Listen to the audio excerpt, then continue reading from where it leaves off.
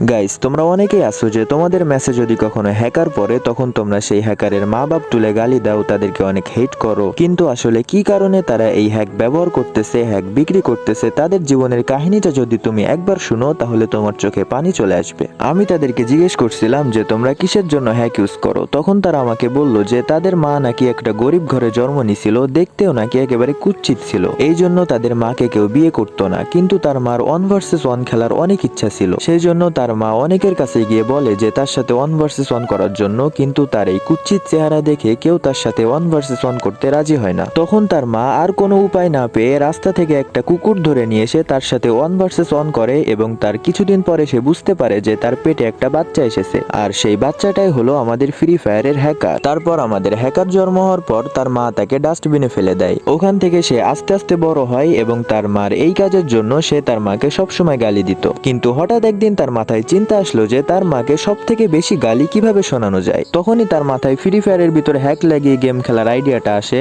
এবং তার এই আইডিয়াটা কাজেও লাগে। এই জন্য তাদেরকে গালি দিলে তাদের কোনো যায় আসে না, তারা আরো খুশি হয়।